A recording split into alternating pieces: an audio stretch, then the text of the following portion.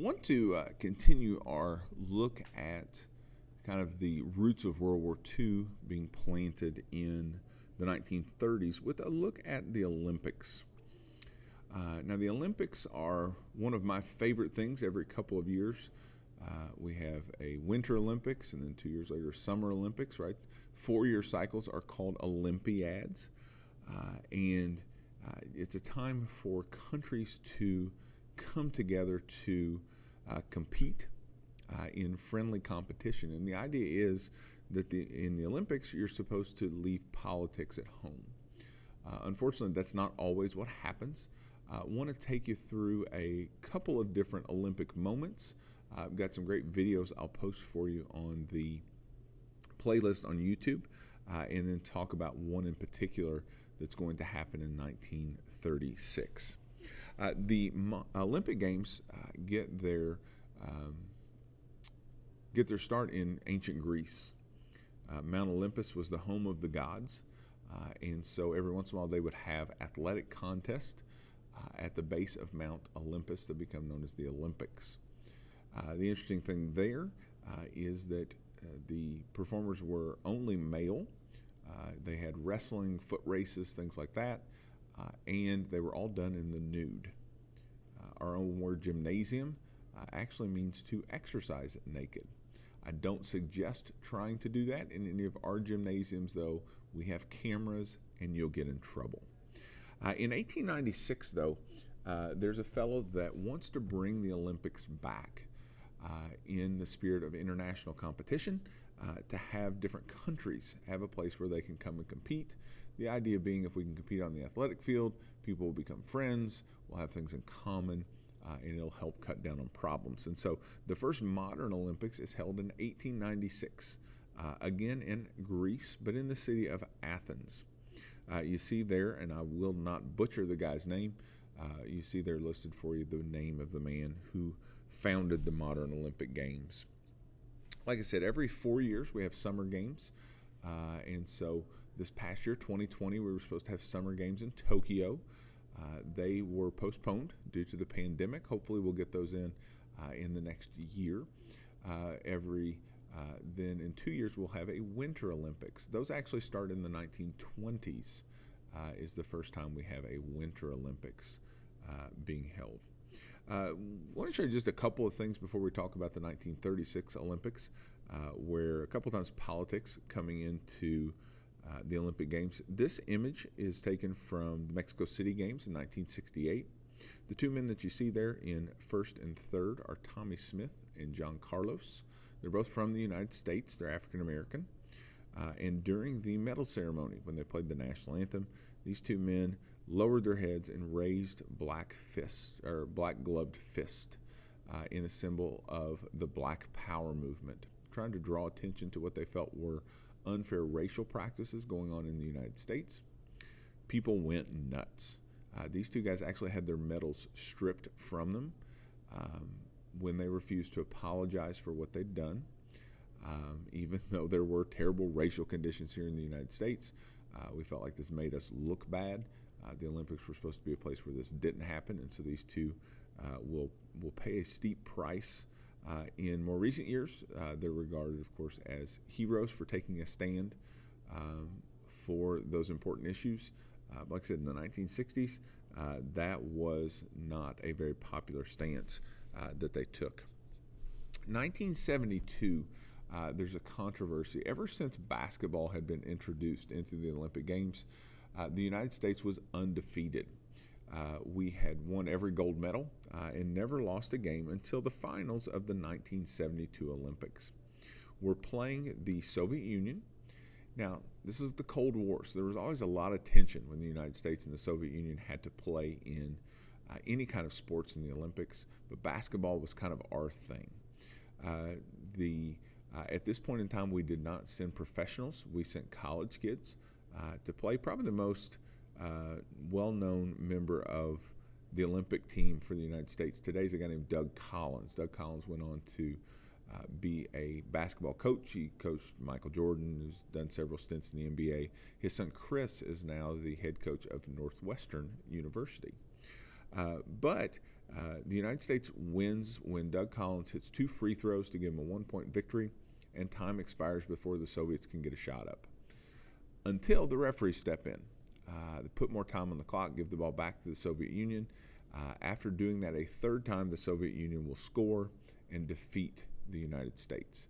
The United States, of course, refuses to acknowledge the defeat and even refuses to accept their silver medals. Those medals are supposed to be in some bank in Switzerland somewhere. A lot of those guys have actually put things in their will that their family is not allowed to accept those silver medals. They felt like the gold medal got stolen from them. Got a great movie on the playlist with Doug Collins I'll put up there so you can see a little bit about what had happened. That would have probably been the most famous thing at the 1972 games, except for this photo. A group of terrorists will break into the Olympic Village where the athletes stayed and kidnap like 10 to 15 Israeli, most of them were weightlifters, but Israeli athletes. They kidnapped them and say they want certain people released in order to let their captives go. They end up taking them to an airport. There's a big shootout at an airport, and all the athletes are killed. They suspend the games for a little while. They do end up finishing in memory of those athletes. But this is another video I'll have up for you on the YouTube playlist, so check it out. It's an interesting story. Steven Spielberg actually made a movie several years later called Munich that talks about this and then the hunt to find the men who perpetrated this crime. Moscow in 1980. Moscow, of course, is the capital of the Soviet Union. The Soviets had just invaded the country of Afghanistan before these Olympics were being held, and so the United States will actually not send athletes to the Moscow Games in protest of what the Soviets had done. We name an Olympic team, but they're not allowed to go participate. This is obviously a political issue, but you got to feel for the athletes.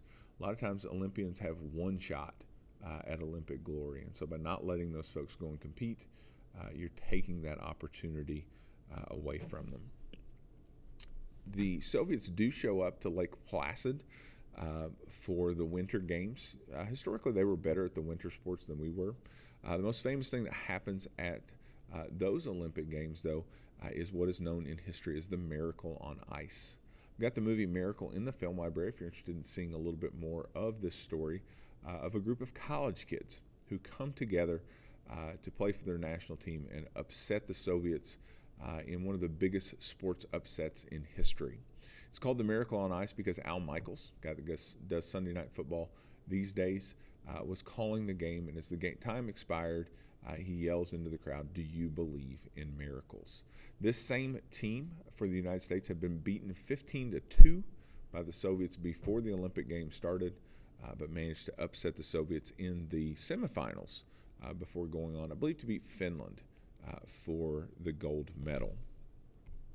1984, the Olympic Games are in Los Angeles. Now, keep in mind, we had boycotted the 1980 Games, and so the Soviets refused to come to Los Angeles in 1984. The thing about this, I remember one of my favorite athletes when I was a kid was a man named Steve Alford, who played basketball for the Indiana Hoosiers. Bob Knight, the coach of the Hoosiers, and Steve Alford were both on the Olympic basketball team that went to Los Angeles to play. Michael Jordan was on that team as well, some other big names. One of the guys I remember here is the diver that you see. This man's name's Greg Louganis. He was a gold medalist in diving. I remember being a kid, though, and watching him in the pool jump off a platform and hit his head on a lower platform. He was coming down. He went and got stitches and then dove again and won the gold medal. Talk about beast mode. But the Olympics we want to highlight, and I've got a video highlighting it for you on the playlist, is the 1936 Olympic Games. Look at where they're being held. Berlin, Germany. Now, this is before people knew who Hitler really was. He's just coming to power. He's playing nice at this point with the world. And so as Hitler is is coming to power, he wants to use Berlin to show the world just how awesome Nazism is. And so he puts on basically a show. He hides groups of people. He does, kind of for those weeks that the Olympians are there, does away with the poor treatment of Jews and other groups. Really tries to hide a lot of the nasty sides of Nazism to present this to the world. One of the athletes that goes over is a man named Jesse Owens. Jesse Owens is from Alabama. He is a track star. He ran track at Ohio State. And when he goes over into the games, he is there to compete. Now, Hitler has told everybody that the master race or the Aryan race, right? These tall, blonde-haired, blue-eyed, ideal Nordics, white skin, these are the people that are going to dominate the games. But Jesse Owens goes over and wins 4 gold medals in the 36 Olympics. He wins the 100, the 200, the long jump, and a medal in the 4x100 meter relay. By doing this, he basically is showing, to borrow the term used to describe him in one documentary I've seen, he shows the master race, they were actually the minor race.